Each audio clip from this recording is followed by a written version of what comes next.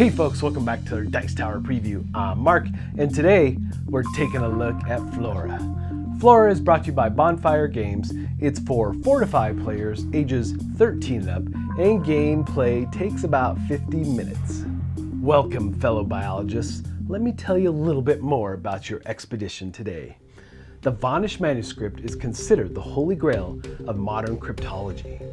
This 600-year-old book hasn't been decoded even by the American or British codebreakers from World War I and II. One of the most mysterious contents of the book is the herbal drawings it depicts. There are many theories and myths about the information in the book. One of the most popular theories is that it is a herbarium that describes the unique healing properties of rare botanical specimens. Flora is a semi-cooperative game in which the players assume the role of botanical biologists, exploring an island on the Pacific to find the Voynich specimens, which again are plants with miraculous healing properties, or so they suspect. The expedition will take place over the course of 5 days. You and your team will need to collect at least 7 Voynich specimens, but beware, you may have a traitor in your midst. So first, let's take a look at the island board. You're going to be setting up the different fauna encounters. These are basically the animal attacks that you may encounter through the game. There's a terrestrial side and there's an aquatic side. And this is also dependent on where you're going to be exploring on the island. And then you have the different flora. You have flora for the terrestrial side and for the aquatic side. The aquatic side is definitely more rare. You're going to get more benefits and better tiles from the aquatic side, but it is harder as well.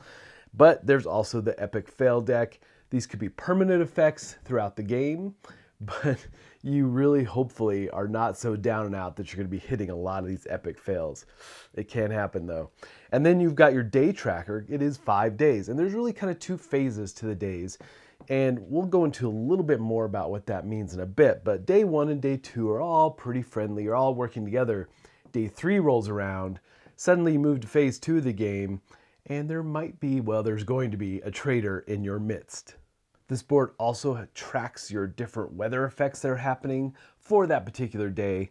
And there's a port at the bottom of the board, and this is where you'll be acquiring new items to help you in your exploration of the island. And then you have different effect tokens. You have high fever tokens and you have poison tokens, which can really slow down you as a player. Now, there's also merit tokens, and the biologists as a collective have a pool of money, but in order to tap into that money, you must acquire these merit tokens. And the main way of doing that is getting flora tiles. And as you get the terrestrial ones, you'll get 1 token for each of those. And for the aquatic, you're going to get 2 because they are harder to acquire. And you have dice in this game, which you're going to be rolling when you explore this island and when you're dealing with animals. So you have your exploration dice and your animal attack dice. And then each player is going to receive their field guide. This is where you as the biologist is going to do most of your work and check your different modifiers before you roll the dice and apply different effects and different types of equipment to help you out. Now, you, along with that, are going to receive a colored backpack and your meeple of the matching color. Now, the main things to take note of here is the fact that you can equip 2 items on any exploration, but you will start the game with a starting item, and these are dealt out randomly. But throughout the game, you're going to be going to the port to acquire more items if you have those merit points. But the thing here is that the modifiers is what you really have to keep an eye on. You've got your exploration and you've got your animal attack areas that you're going to be modifying based on all kinds of things in the game. Weather, it could be modified by your health, by your equipment, by different cards that appear in your backpack. So once you get those totals all figured out, then you're going to roll that exploration dice. Just a couple other things worth of note on these field notes or field guides. Across the top is where you'll store the different plants that you're going to acquire. You know, you're looking for the Voynich tiles that are really the standard ones that you're trying to acquire. And again, you need 7 of those in order to win the game. And then you have your tiles that you're going to get that might have special properties that help you throughout the game. And when you do acquire these, they go to the top of the board as well, but they're going to go face down. Only you know what they can do. Across the bottom is where you'll keep your excess inventory, and on either side of the board of your field notes, it will show either you're going to explore in the aquatic zone or the terrestrial zone. That's really kind of the basics of what setup is and what the different items are. So let's jump in and take a look at what a day looks like. And so a new day has dawned, and the first thing you're going to do is move the day tracker on the island board. Now, obviously, if this is the first day, you're not going to be doing this step. But in general, every round of the game starts with the new day. So you move that, and then whoever was the leader, that leader token will pass to the next player. That player becoming the leader will now roll the weather dice and put it on the island board as well, so everyone can see what the modifiers are going to be for that day. And that's how a new day begins. And then we move to the regular expedition. And this is really kind of the core, the middle of the day, what you're going to be doing on most of the days as you're trying to acquire these different flora.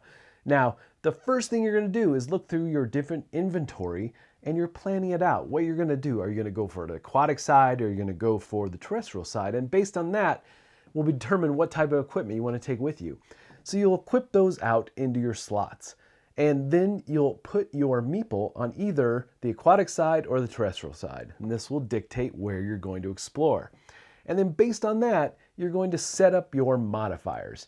And there's this really handy guide on the field notes explaining what to do. So first thing you're going to do is look at the weather. How bad is it? How good is it? And you'll adjust the modifiers. And then you'll look at the equipped items and adjust again.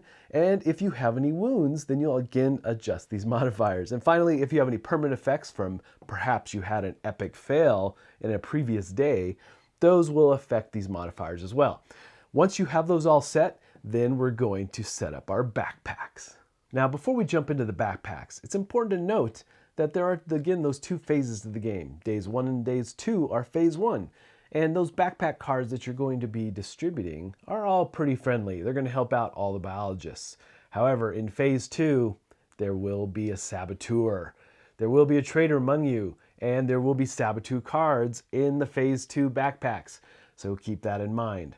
But really, the backpack mechanism is pretty neat. So you're going to get your backpack card. They'll be played face down to you. You'll be distributing the backpack boxes across the table to all your fellow players, rotating around. And each player will pick one card to put in their fellow players' backpacks. And there's two sides to each of these cards. Depending on what type of expedition your fellow players are going on, might determine what cards you're going to put in there. Or if you're the saboteur, that will definitely determine what type of card you're going to put in there. But you have to put them in the orientation that you want them to be revealed in, because the top of the card will be what will be active for that particular day. Then, once all the backpacks are filled, each player reveals its contents, applying the effects. Now, the first effects you're going to be applying are the yellow cards, and then the green cards. But there's red and blue. You won't apply those or do anything with those yet. You're going to first explore. So once your modifiers are all done and in place based on those cards, you will roll the exploration dice and add its total to your modifier. And you're going to be exploring on the island. And if you're looking for flora on the aquatic side, you need an 8+ in order to acquire those tiles. But if you roll or have a value between 4 and 7, you're going to be doing a fauna or an animal attack. And again, the aquatic side, they're more dangerous than the terrestrial side of the island, which is basically on land. That's probably a good place to start early in the game. But again, based on your modifiers and things, you might feel confident about going after the different types of animals or flora on the aquatic side. Now, when you do have to deal with an animal attack, you're also going to use your modifier along with the animal dice. You're going to roll that and apply its value to your modifier. And then consult the chart on each of the animal cards and apply whatever effect is appropriate here. But the thing is, if you happen to kill an animal that is endangered, well, then you have the environmental damage track that has to move up. And this can also end the game early. But if you have 7 of the flora that you need, you're still going to win the game. But it just can end the game quickly if you don't keep an eye on things. And hopefully your modifiers and your dice rolls are good enough that you're mostly getting flora and not animal attacks. And so it's also very possible that you've so damaged and your modifiers are so low or in the negative and your roll was terrible that you're going to have an epic fail. These could potentially be permanent effects throughout the game and can potentially really mess you up as you try to explore in later days. But generally, you hope you're on the positive side of things. And if you did acquire flora, if you did on the terrestrial side, you'll get 1 merit point. And if you're on the aquatic side, you get 2 of those merit points for use in the night phase, which we'll take a look at in a moment. Then we go back to the rest of our backpack cards. We're looking for the red ones next. After the exploration is done, you're looking to see if you achieved whatever is called for here. It's kind of like a mini mission almost. If you did achieve what it calls out, then apply those effects. Now there's also the blue cards. If you have any, these are going to forward into the night phase, which we'll take a look at next. Now before you move to the night phase, the first thing you're gonna do is kind of regroup, rest a little bit. You're going to reset your modifiers, which is actually very critical. You want them to reset back to neutral, and anything you had equipped will then be moved back to the bottom of your card. And then it's time for the night phase. And you have several options, but you only do one of these things on the night phase. First is rest, and can be very important. If you're in phase 1 or 2 of the game, you're going to get 2 health from resting. And if you're in phase 2 of the game, you're only going to get 1 health. But you also can choose to remove a high fever token if you happen to have one. Or you're going to go to port. And you can only go and buy items at the port in this night phase if you have merit to do so. You're looking at the different inventory items and you'll have to pay the cost. But if there's been environmental damage, it's going to increase the cost of the items. So keep that in mind. And when you do purchase an item, you'll move it to your inventory and you'll immediately flip the next card. The other thing worth noting for these item cards is their icons indicating first if it can be played in the day and night phase of the game or in the terrestrial or aquatic areas. So you know up front where you can use these cards when you're exploring the island. Or you can choose to just help around the camp, tidy it up, do some miscellaneous chores. And for doing so, you're going to acquire 2 merit. Now, finally, the last thing you might do, especially late in the game, is that you don't have enough flora, you might have to do a night exploration. And if you choose to do this, one of the big things up front is that you're going to take a wound immediately.